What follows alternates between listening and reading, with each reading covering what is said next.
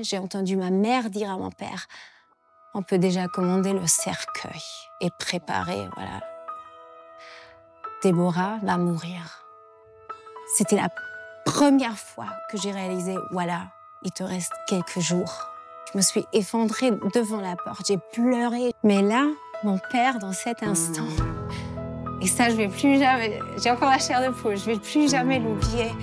Il a crié à travers de cette nuit et il a proclamé la vérité. Il a dit non, on va continuer de prier pour notre fille et notre fille vivra. C'est vrai, pleurer, c'est la guérison. Et souvent, on dit, surtout aux garçons, hein, ne pleure pas. C'est vrai. Ou on te dit, retiens-toi, ne t'exprime pas. Mais en fait, il y a une grosse part de guérison et même des délivrances qui se font à travers les pleurs. Et donc, il ne faut surtout pas se retenir. Voilà. J'aimerais vraiment que tu nous expliques aussi, comme tu le disais là, que la clé, c'est vraiment le lieu secret. Oui. C'est vraiment ta relation avec Jésus. C'est vraiment cette intimité et tout. Oui. Qu'est-ce que tu penses avec les années là qui ont passé? Ça ne nous rajeunit pas, mais c'est pas grave.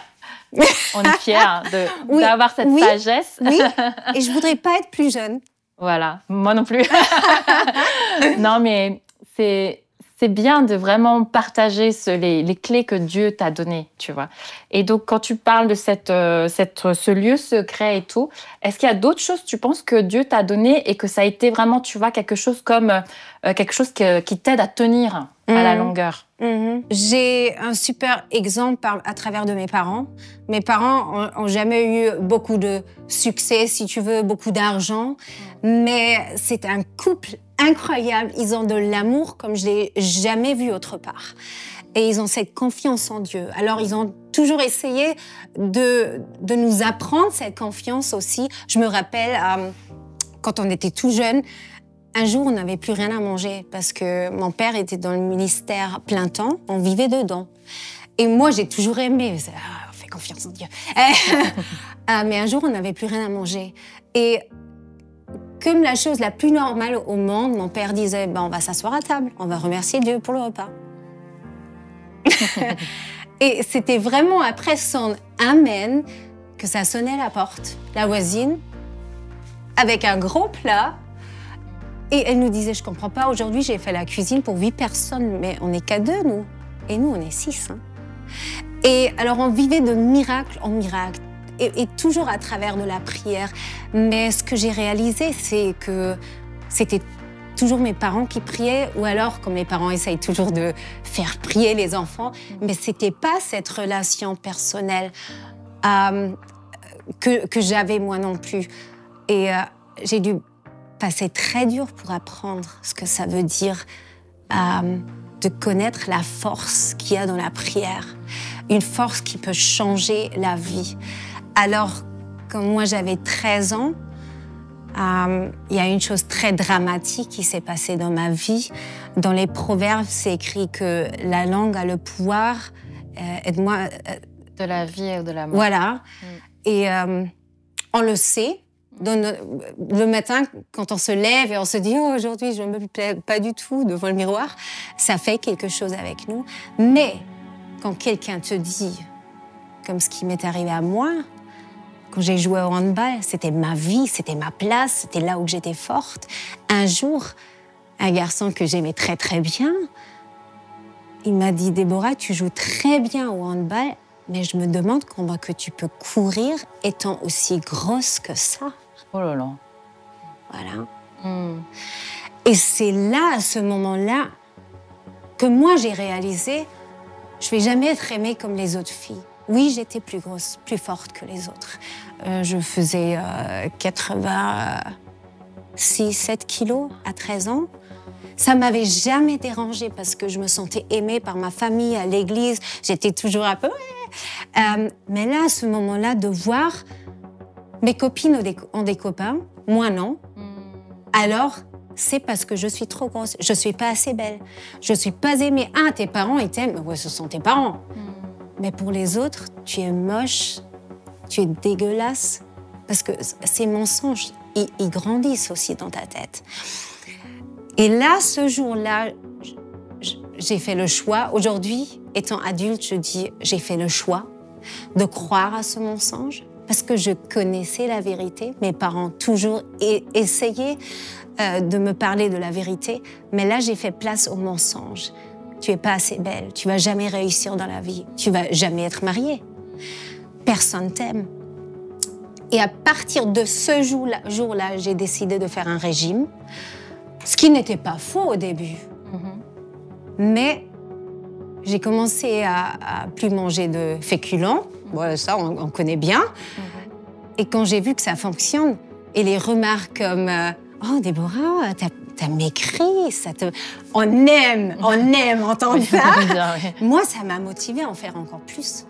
Et à la fin, je vivais d'une demi-pomme par journée. Wow. Je faisais beaucoup de sport. Même la nuit, c'est devenu une maladie. Même la nuit, quand je me réveillais, tout de suite, je me levais, j'allais courir pour perdre encore des calories. Et mon but, c'était à la fin de la journée de me coucher avec moins 300, moins 400 calories. Voilà. Alors, toujours à la recherche de l'amour. Comme je disais, toute ma vie, c'était une recherche d'amour. Et là, je me disais, bah, ce garçon-là, je l'aime bien. Pour lui, je suis pas belle, je suis trop grosse, alors il faut que je maigrisse pour être aimée. Et je me suis perdue dans ce cercle. J'ai commencé à mentir à mes parents, ce qui amenait beaucoup de distance entre nous, beaucoup de pleurs pour ma mère. Quand je pense à ce temps-là, je me rappelle d'une mère qui était toujours en pleurs. Toujours. Elle me regardait, bon, soyons honnêtes, elle voyait la mort. Parce qu'après avoir perdu 30 kilos, il restait plus beaucoup. Je perdais mes cheveux. Pourtant, j'avais des cheveux dans le visage et ici. Et ça, c'est le corps qui le fait. C'est incroyable, si tu veux. C'est pour protéger le corps du froid. Et j'avais plus mes règles. Moi qui voulais toujours avoir une grande famille, quand le médecin me disait bah, « Déborah, tu n'auras plus jamais d'enfants », là, j'étais tellement malade que je me disais bah, « au moins, je serai maigre ». Mince, ouais. Et j'avais toujours mal à la tête, je devenais dépressive. Je me couchais le soir vers 5 heures pour m'endormir et pas ressentir la faim. Et ma famille, comme elle est moitié française, moitié allemande, nous, c'est les gâteaux à 16 heures et le grand repas le soir en plus. Je voulais éviter tout cela. Et des fois, mes parents me forçaient de me mettre à table avec eux. Alors, je prenais la nourriture avec la fourchette et je la faisais tomber dans mon... ouais. Et sous la table, j'avais un sac et je faisais tout tomber là-dedans. Ou alors, je le prenais en bouche et je m'essuyais la bouche avec une serviette et je crachais toute la nourriture. Alors, ma mère, elle pensait, mais ma fille, elle mange et quand même, elle maigrit, je comprends pas pourquoi. Alors, ma vie était remplie de mensonges, ce qui me cassait à l'intérieur en plus de la maladie de l'anorexie. Et je croyais plus m'en sortir. Et je m'évadais aussi souvent. Alors, mes parents voulaient plus que je sorte. Mais un soir, je suis quand même sortie avec mes copines. Et là, j'ai ressenti que ce que le médecin avait dit à mes parents, c'était la vérité. Une semaine avant cette soirée, on était chez le médecin, on était toujours chez le médecin, mais ce jour-là, il ne voulait plus me parler à moi. Il a appelé ma mère dans son petit cabinet et je voulais entendre ce qu'il allait dire. Et là, j'ai entendu la phrase dont j'avais tellement peur d'entendre. Il disait, « Madame Rosenkrantz, on est désolé, mais au niveau médical, il n'y a plus rien à faire pour nous. Votre fille a 3, maximum 4 semaines à vivre. » Alors là, c'était la première fois que j'ai réalisé qu'il avait raison ce soir-là, quand je suis sortie avec mes copines, parce que je tenais plus sur mes jambes. Elles ont fait la fête toute la soirée et moi, je me sentais horrible. Et j'étais tellement heureuse quand on est rentré. On a passé à McDonald's, bien sûr, au milieu de la nuit. Moi, jamais de la vie, j'aurais mangé une frite et je serais jamais rentrée dans McDonald's parce que ça sent la graisse, les frites. Et moi, j'étais tellement malade que je croyais, si j'allais respirer cet air, j'allais grossir. C'est dingue. Même un gloss sur les lèvres, je ne mettais plus parce que je croyais si j'allais avaler un petit peu, c'est des calories. Alors j'étais vraiment très, très, très malade. Et quand on est rentré cette nuit, je ne voulais pas faire trop de bruit parce que mes parents ne savaient pas que j'étais partie. Et quand je voulais passer à travers de leur chambre, j'ai entendu des pleurs. Minuit, 1h du matin, je ne sais plus. Je me suis rapprochée de la porte et là, j'ai entendu ma mère dire à mon père « On peut déjà commander le cercueil et préparer, voilà. Déborah va mourir. » Et d'entendre cette phrase de sortir de la bouche de ta mère, c'était la première fois que j'ai réalisé « Voilà, il te reste quelques jours. C'est sérieux là, Déborah. » Je me suis effondrée devant la porte, j'ai pleuré, j'ai réalisé que j'avais plus d'espoir. Le médecin avait dit que tu allais mourir, c'est la vérité. Mais là, mon père, dans cet instant, et ça, je vais plus jamais, j'ai encore la chair de poule, je vais plus jamais l'oublier, il a crié à travers de cette nuit.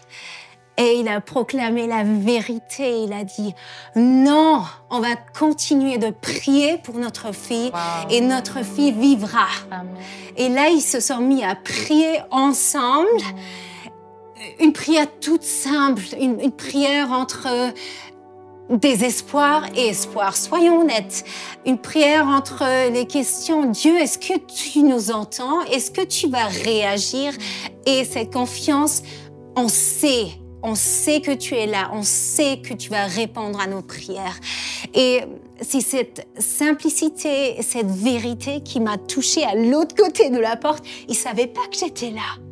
Mais dans cet instant, aujourd'hui, je dis, c'est quelque chose entre ciel et terre qui s'est passé, qu'aucun médecin aurait pu faire, moi-même non plus.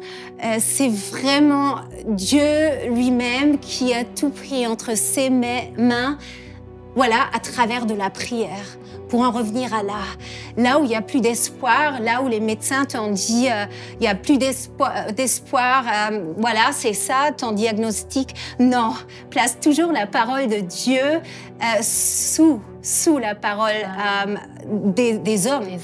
Et c'est ce que mes parents ont fait dans cette nuit, et moi j'ai entendu cette vérité.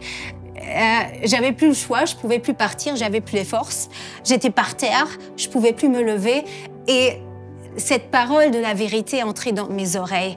Et c'était comme si la main de Dieu a traversé cette porte, elle a pris mon cœur. Et j'ai pu me lever, j'ai pu ouvrir cette porte. Et là, c'était mon choix, parce que c'est toujours un choix. Aujourd'hui, moi, je dis toujours, c'est un choix. Même dans ta faiblesse, tu peux faire le choix de dire « Ok, Seigneur, j'accepte que moi, je suis rien du tout, j'ai plus les forces, j'ai besoin de toi. » Et je veux croire. Et là, j'ai ouvert la porte et les parents vont comprendre que ça, c'était un moment très, très fort. La fille qui disait toujours « Je vous déteste », c'est ce que je disais, « Laissez-moi tranquille ». Voilà, je mettais la distance, moi, toujours, parce que je voulais pas qu'il me fasse manger, je voulais pas entendre ce qu'il voulait me dire. Mais là, j'étais là brisée, j'ai dit, j'ai besoin de vous, j'ai besoin de vos prières, j'ai besoin de Jésus dans ma vie.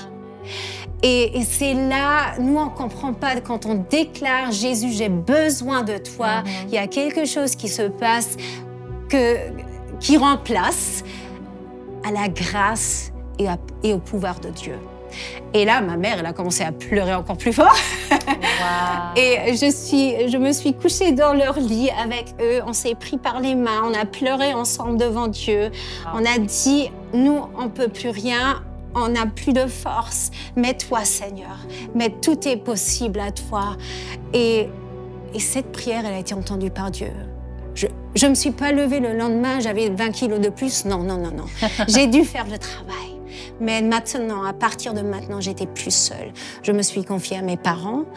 J'ai prononcé que moi, j'ai fait des fautes, j'ai fait des bêtises, que j'étais trop fière d'accepter de l'aide, trop fière à laisser d'autres personnes regarder dans mon cœur et trop fière à dire à Dieu que j'avais essayé de tout régler moi-même. Et là, j'ai tout déposé devant la croix. Et à partir de là, la guérison de ton cœur commence. À partir de là, Dieu recommence à te parler. Et à partir de là, la vérité prend place. Et à partir de là, tu acceptes de l'aide aussi. Je dis toujours, Dieu est la raison pourquoi que je suis restée guérie. C'est important de chercher de l'aide, des psychologues, thérapeutes. Merci Seigneur qu'il y en a aussi, oui. Mais si tu le fais sans la foi, sans Dieu, tu vas pas rester libre. Et il faut les deux. Alors, c'était un long, on dit processus. Processus. Voilà.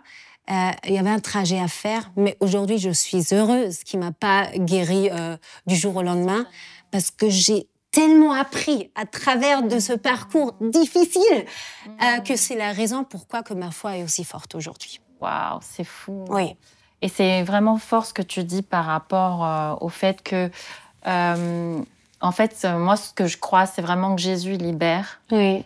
Mais les sciences, elles te permettent de comprendre des choses. Donc, Oui. c'est bien de faire de la thérapie, des psychologies, être vu par des suivis par des gens. Mais lorsque tu identifies quelque chose, tu l'amènes à Jésus. C'est Jésus qui te libère après. Voilà, c'est ça. Et pour revenir au début, à ta question, au début, je laissais mes parents prier pour moi. Et c'est à travers de l'anorexie et cette phase de ma vie que j'ai compris que c'est moi qui dois prendre cette autorité et aussi responsabilité de prier pour ma vie. Pas seulement d'attendre les autres de s'occuper de moi. Mon pasteur, mon église, tout le monde doit s'occuper de moi. Non, c'est à toi. Si toi, tu commences pas avec Matthieu 6,6, tu peux pas t'attendre aux autres de faire le miracle pour toi, de faire le travail pour toi. Et ça aurait été trop facile de s'arrêter à cette histoire ici, de dire après ça, tout était parfait. Non. On a déménagé. Moi, je croyais que c'était la solution pour recommencer à zéro. Personne ne savait que... Parce que j'avais repris du poids, ce qui est difficile aussi. Attends, mais t'étais grosse, après t'étais maigre, maintenant t'as repris du poids. J'avais repris à peu près 20 kilos. Alors c'était dur pour moi aussi. Et là, de recommencer, nouvel espoir, ok. Mais je rentre dans une classe avec 20 filles. Et là, je me rappelle plus, mais je crois qu'il y en avait 12, 8 ou 12, qui étaient boulimiques. Wow. De 20 filles. C'est énorme. Toute une autre histoire. Je connaissais pas du tout, moi. Moi, je connaissais la discipline. Tu manges pas, tu maigris. Et là, ces filles-là, elles bouffaient. Et elles en parlaient ouvertement. Les pauses, elles mangeaient. Elles partaient aux toilettes ensemble. Et elles parlaient de « Ouais, mais s'il n'y a pas de tout qui sort, moi, je prends la brosse à dents, moi, ça m'aide. » Comme si c'était la chose la plus normale au monde. Alors, encore, c'était ça ce qui remplissait mes oreilles. Toute la journée, chaque jour de la semaine. 5 jours par 4 jours, 5 jours. Et c'était toute une autre chose. Alors, un jour, on les connaît tous ces jours, les femmes. Manger trop de chocolat, je me sentais pas bien dans ma peau. Je me disais, tu pourrais essayer. Une fois. Donc, t'es passée de l'anorexie à la boulimie comme ça? Et je donnais déjà témoignage comme Dieu m'avait sorti de l'anorexie. Et là, je voulais essayer une fois. Et quand j'ai vu comme c'est facile, mais Déborah, tu peux manger ce que tu veux, tu vas plus jamais grossir, tu maigris pas non plus parce qu'il y a quand même de la nourriture qui reste en toi. Ce qui est encore plus difficile parce que avec l'anorexie, tout le monde voit que tu maigris, tout le monde t'applaudit. T'as bien fait, tu maigris. La boulimie, tu te fais vomir, tu te sens horrible et rien change. Personne le voit. Personne voit le succès, mais personne voit non plus le combat qu'il y a derrière. Parce que, quand on parle ouvertement là, parce que quand tu te fais vomir, souvent, moi je mangeais pas à midi avec la famille, je faisais toujours un régime devant les autres, mais dès qu'ils sont partis de la maison, je mangeais tout. Je vidais le frigo, les restes de midi, je me faisais des frites, des gâteaux, mais tout en même temps.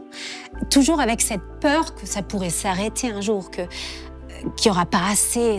C'était une autre forme de maladie en moi.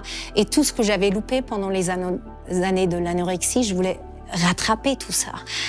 Et après, je me suis fait vomir, ce qui fait mal, ce qui est horrible. Je crachais du sang à la fin.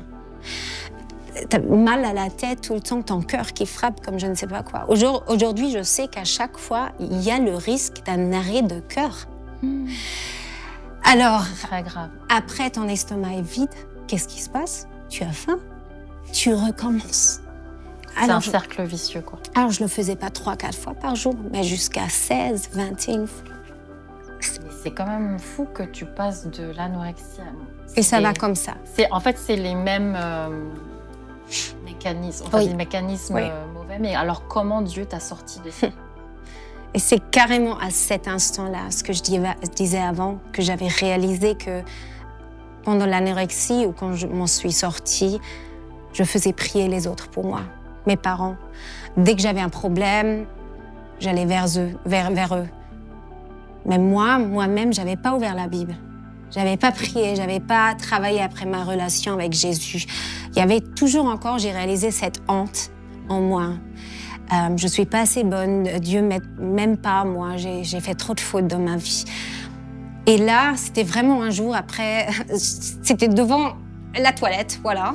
J'étais couchée par terre, j'avais mal au cœur, j'avais mal à tout. J'ai crié à Dieu, j'ai dit, OK, je veux voir si moi, tu m'aimes vraiment comme tu m'aimes mes parents. Est-ce que tu exauces mes prières aussi? Parce que la personne savait ce que je traversais. Personne. J'avais honte. Tu vas pas dire à quelqu'un, moi, je vomis 5 fois par jour. Non. Alors j'ai dit, Seigneur, ce sera quelque chose entre toi et moi. Moi, je vais faire mon travail, mais il faut que tu me rencontres en cours de route. Et j'ai commencé à... Je suis allée sur Google, voilà. J'ai mis versets bibliques, problèmes alimentaires, ouais. Et j'ai retrouvé des versets. Wow. Je suis le Dieu qui te guérit. Et plein de versets comme ça.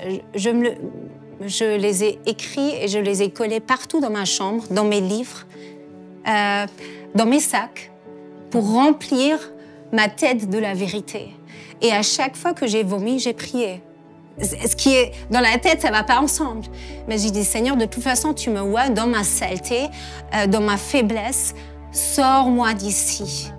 Et le plus que j'ai commencé à mettre mes péchés, ma faiblesse avec la vérité et la prière et la puissance de Dieu, le moins ça a pris place dans ma vie.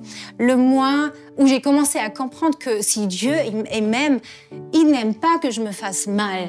Il veut que je protège mon corps, que je lui fasse du bien. Alors automatiquement, là aussi c'est un processus, mais j'ai commencé à mieux manger, à faire des meilleurs choix, à plus me cacher. Je me suis ouverte là aussi à ma mère, la pauvre, elle a dû passer dur avec moi. J'ai commencé à en parler parce que dès qu'on en parle, on met les problèmes dans la lumière de Dieu et ça perd son pouvoir. Ça perd son pouvoir. Même aujourd'hui encore, ça m'arrive que quelqu'un, avant que je monte sur scène, que j'aille prêcher, que quelqu'un me dise « Oh, mais t'as pris du poids de nouveau, Déborah !» Et ça me fait toujours mal, ça nous fait tous mal, les femmes. Et tout de suite, je me tourne vers ma mère, je lui dis « Maman, c'est arrivé. » Et elle sait. Et elle me rappelle de qui que je suis. Elle me rappelle la vérité. Et tout de suite, on prend la force à ce mensonge, à ce que le diable essaye à détruire. Alors, vraiment, Dieu m'a sorti de cela et il a construit notre relation à travers de tous mes problèmes et faiblesses. Si je ne serais pas passée par tous ces problèmes alimentaires, je ne serais pas où je suis aujourd'hui avec ma relation avec Dieu. Et aujourd'hui, je lui en parle ouvertement, de tout. Wow, je ne cache plus rien. Incroyable, en tout cas, Déborah. C'est vrai qu'on a plein de volets avec toi parce que tu as traversé beaucoup de choses et j'aimerais, avant que tu pries, dire à tous nos auditeurs voilà, que les prochains épisodes, on va parler justement de d'autres choses que tu as vécues qui sont difficiles, les pervers narcissiques, les abus sexuels, les choses qui sont difficiles à parler. Mais on doit en parler parce que c'est la vérité. Et surtout, on n'en parle pas pour en parler, comme les médias, mais on en parle parce qu'en fait, Dieu t'a sorti de ça. Oui. Et c'est ça qu'on veut savoir, c'est ça qu'on veut entendre. Alors, je vais t'inviter à prier, surtout pour peut-être toutes celles qui vivent ça, qui sont encore enfermées, qui sont encore dans cette cage, toutes celles ou ceux, d'ailleurs. Oui, c'est vrai. Et vraiment que le Seigneur bénisse chacun et chacune. Bah, merci beaucoup. Merci de me laisser prier pour toi. Parce que, comme tu as entendu, une prière peut changer toute une vie, peut sauver une vie, comme dans cette nuit, quand mes parents ont prié pour moi. Et aujourd'hui, je vais prier pour toi parce que je suis convaincue qu'il y a un miracle dans toutes les blessures que toi, tu as vécues. Moi, je l'ai vu dans ma vie comme Dieu m'a toujours ressorti. Et c'est la raison pourquoi que je crois aujourd'hui, pendant que je vais prier pour toi, que tu ne dois pas attendre demain pour vivre ton miracle, que ce miracle peut se passer maintenant et aujourd'hui, là où tu es et là où tu nous écoutes. Et Seigneur, c'est pour ça qu'on vient à toi. On vient à toi parce que tu es le chemin, la vérité et la vie. Et aujourd'hui, je te prie de remplir chaque salon, chaque chambre, chaque endroit où on nous écoute de ta présence, de ta vérité et que tu prennes le pouvoir au mensonge qui a été déclaré sur la vie. Seigneur, merci que ta vérité entre pas seulement les chambres, mais les cœurs. Et qui libère dans cet instant. Seigneur, tu vois ce qui se passe dans la vie de cette personne qui nous écoute maintenant. Et je crois que toi, tu peux transformer une vie maintenant. Merci que tu donnes la guérison. Merci que tu éclaires les chemins des personnes qui ont des questions aujourd'hui sur leur vie. Merci que toute pensée de suicide doit partir en cet instant. Parce que oui, je déclare que tu es la vie, la vérité et la vie. Et cette vie prend place maintenant, là où toi, maintenant dans cet instant, tu dis oui à la vérité. Oui au travail qu'il faut faire aussi. Oui à la relation qu'il faut construire avec Jésus. Alors je t'encourage à dire oui maintenant, là où tu es. À ne pas t'arrêter ici après mon amen, mais à continuer à prier. Oui, de fermer la porte, de lire Matthieu 6,6, de chercher la face de Dieu et de vivre comme toi, il va te bénir toi-même, toi, dans ta vie personnelle. Sois béni. Je prie au nom de Jésus. Amen. Je t'invite à liker la vidéo, à la partager si ça t'a fait du bien et à t'abonner à notre chaîne TVNFR.